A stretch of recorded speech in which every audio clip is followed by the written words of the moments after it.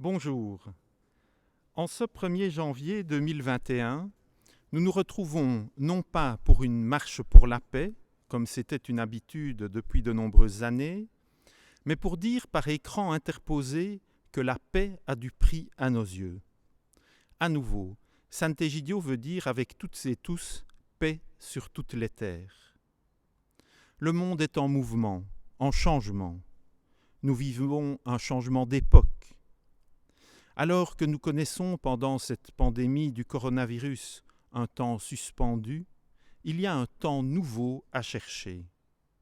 Nous avons besoin d'un monde reposant sur des bases différentes, avec une condition différente pour les personnes âgées, des soins de santé pour tous, un respect de la vie, la recherche de la paix par tous et pour tous. Dans le monde d'aujourd'hui, au moins 22 pays et régions sont en guerre. Nous les voyons ici à côté, portés par des enfants de l'école de la paix. À côté des conflits qui semblent ne jamais devoir prendre fin, comme en Afghanistan ou en Syrie, nous avons assisté à la résurgence de violences et de combats au Mozambique, au Yémen, en République centrafricaine, dans le Haut-Karabakh ou dans la région du Tigré en Éthiopie. Alors nous disons assez de guerres, assez de conflits, assez de tensions et de confrontations dans la société. Depuis de nombreuses années, nous avons emprunté la voie du dialogue, aux côtés de nos frères juifs et musulmans, et de toutes les femmes et tous les hommes de bonne volonté. Le dialogue ouvre à des horizons nouveaux, l'horizon de la paix, du respect et de l'appréciation mutuelle, de l'amitié et de la solidarité. Ce chemin du dialogue, Sant'Egidio l'a emprunté depuis plusieurs années pour mettre fin au conflit au Sud-Soudan. De nombreuses sessions de négociation ont permis la conclusion d'un accord de paix qui se renforce aujourd'hui.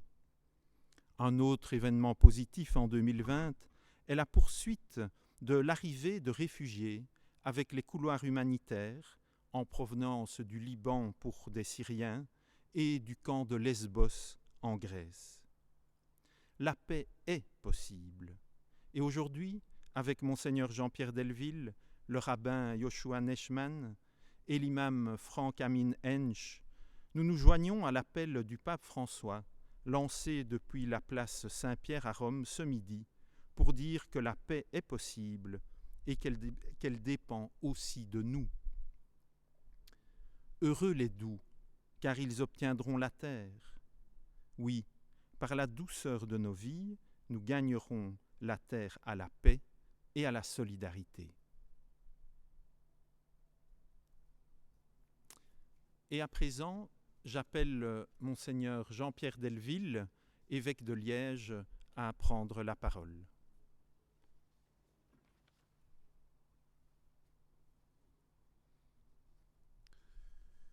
Chers amis, en ce jour de Nouvel An et en cette journée mondiale de la paix, je vous souhaite une très bonne année 2021.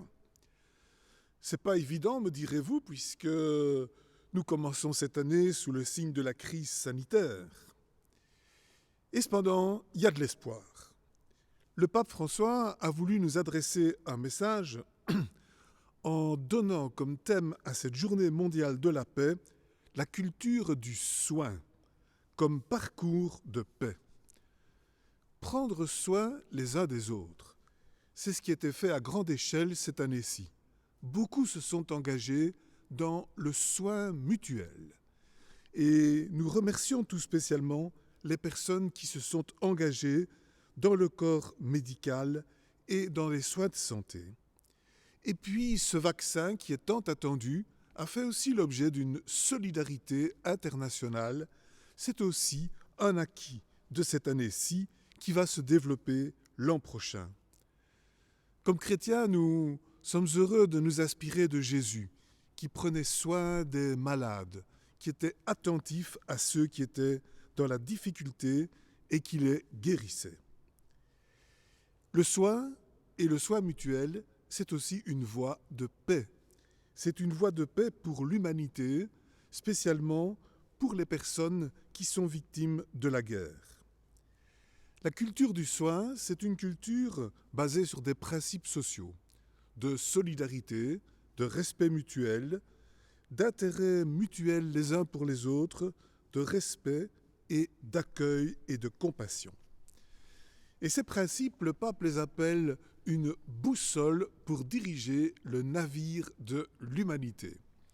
Le gouvernail, dit-il, c'est la dignité humaine. Et les principes sociaux, c'est la boussole qui oriente notre bateau, car oui, nous sommes tous, dit-il, sur le même bateau.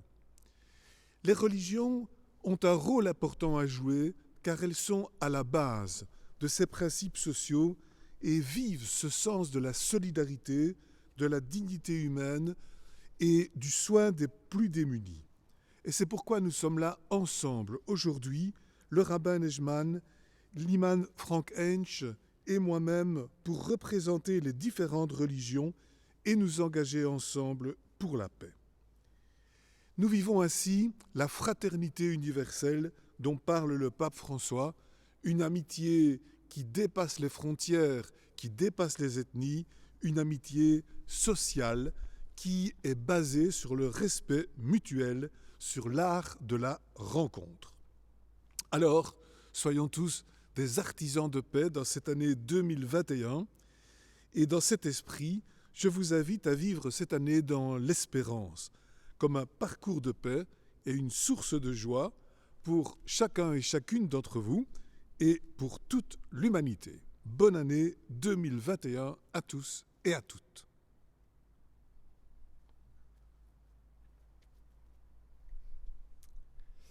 Merci Monseigneur, merci cher Jean-Pierre. Nous accueillons à présent le rabbin Yoshua Nejman, rabbin de Liège. Monseigneur, Monsieur l'imam, chers membres de la communauté des Sant'Egidio, parler en ce moment, parler à la fin de 2020 de cette année aussi terrible que nous avons eue, avec autant de décès, autant de malades et autant de souffrances à travers qu'on voyait lorsqu'on allait dans les hôpitaux, c'est très difficile. On est assez triste, les larmes peuvent monter. Moi d'ailleurs j'ai perdu mon père, donc c'est encore plus difficile de parler cette année. Mais je trouve qu'il y a un message. D'ailleurs, dans la Bible, ce week-end, donc ce Shabbat, donc la fin de cette semaine, nous terminons justement le livre de la Genèse, le livre de cette création, et par quelque chose de très beau. Parce que vous le savez tous, dans la Bible, on ne parle jamais de mort. Lorsqu'on parle de la mort de Sarah, donc la première de nos matriarches, on parle toujours de la vie de Sarah. La paracha, donc la section hebdomadaire qui parle de cette mort de Sarah, elle parle de Chaye Sarah, la vie de Sarah. Cette semaine, on perd le troisième de nos patriarches, qui est Jacob, et on dit pas que Jacob est mort. On dit Vayechi Yaakov. Yaakov a vécu. On parle toujours de la vie. Et c'est ce qu'il faut retenir absolument de ce qu'on doit faire aujourd'hui et de ce qu'on fait depuis pas mal d'années, c'est la vie, avant toute chose. La mort, effectivement, elle existe, mais la vie est là. Et il faut soutenir toutes les activités qui peuvent mener à cette vie et qu'on puisse vivre correctement dans la paix. Je vais simplement vous raconter une petite histoire. Justement, quelqu'un qui est décédé, un père qui est décédé et qui avait un grand champ de blé et qui, au moment de la moisson, malheureusement est parti et a légué ça à ses deux enfants. Et chacun, l'un était marié avec des enfants, l'autre était célibataire et vivait tout simplement. Et chaque soir, il fallait voir, chaque soir, l'un des frères amenait une partie de la moisson à son autre frère en se disant « il est tout seul, il n'a pas beaucoup de moyens, donc on peut lui en donner ». Et un autre soir, c'est le frère célibataire qui amenait à son autre, dans le silo de son autre frère, il lui disait, comme il a une grande famille, eh ben, on va l'aider un peu plus. Et donc c'est ça, cette entraide qui amène justement à la paix entre les familles, dans la famille, entre les familles, et c'est ce qu'il faut retenir de ce message absolu de cette année, que 2021 soit non seulement la fin de cette maladie qu'on puisse appeler la Covid, malheureusement, ces 5 lettres qui vont nous martyrisés, ils nous ont martyrisés cette année, mais en tout cas que ce soit le début de cette beauté et de cette paix qu'on pourrait avoir, cette paix intérieure et cette paix extérieure, et qu'on n'ait plus besoin de barrières justement pour qu'on puisse communiquer tous ensemble. Je vous remercie et encore une bonne année à vous.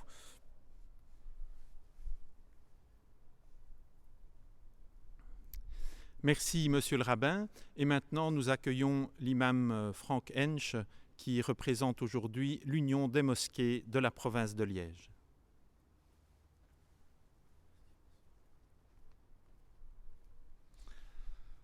Alors, bonjour à chacun et à chacune. Bonne année. Une année écoulée, c'est l'occasion de nous remettre en question. Une année qui s'est écoulée, qui est sans doute difficile pour chacun et chacune d'entre nous, évidemment, vu les circonstances que nous avons vécues, que ce soit dans le monde comme on le voit, où la tristesse ou les malheurs ne cessent malheureusement d'exister, que ce soit dans notre quotidien, nous avons été touchés au cœur même de nos familles, de notre société, car souvent on parle de malheurs lointains, mais on a vu également comment évidemment la détresse, la maladie, la mort peuvent être à nos côtés au quotidien et nous rappeler sans doute la fragilité également de la vie à ce moment-là.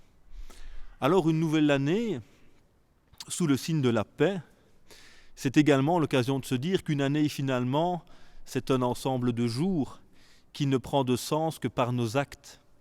Et finalement, c'est nous qui donnons vie à cette année, c'est nous qui faisons que cette année a un sens particulier, d'où l'importance pour chacun et chacune d'entre nous, sans doute, de remettre en question le regard qu'on porte sur les jours qui s'écoulent, les intentions que nous avons pour essayer de faire de cette année qui va venir l'occasion pour chacun et chacune d'entre nous de mieux vivre cette année, d'en faire une année plus agréable, plus douce, plus sous le signe de la paix, là au bout, loin de nous, mais proche par les cœurs, et ici, au cœur de nos sociétés, par nos actes, par nos gestes, qui sont parfois des éléments très modestes sans doute, mais qui peuvent apporter la sérénité et la paix à ceux qui nous entourent.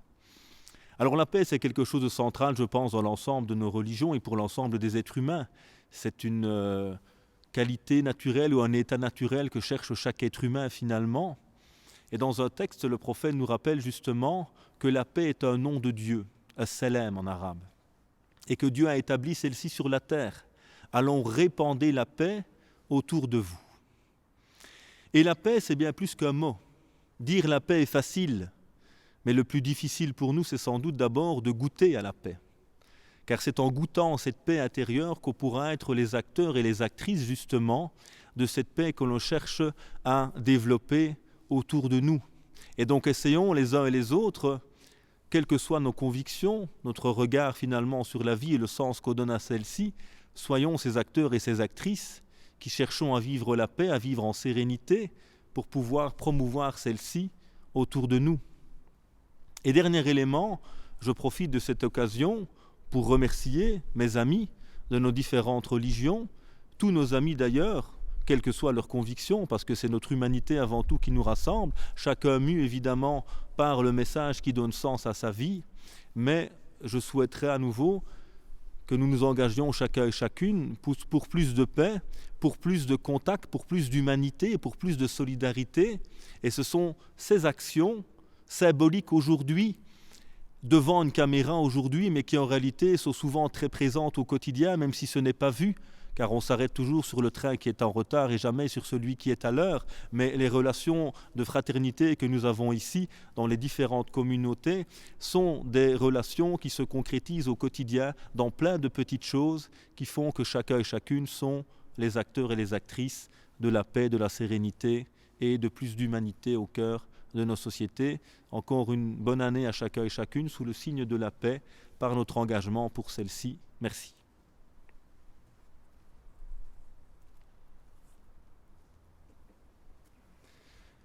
Merci à l'imam Franck Hensch pour son intervention. À présent, j'invite Monseigneur Delville, le rabbin Yoshua Nejman et l'imam Franck Hensch à se retrouver ici. Nous allons prendre place pour 1 minute de silence en mémoire des victimes des conflits armés.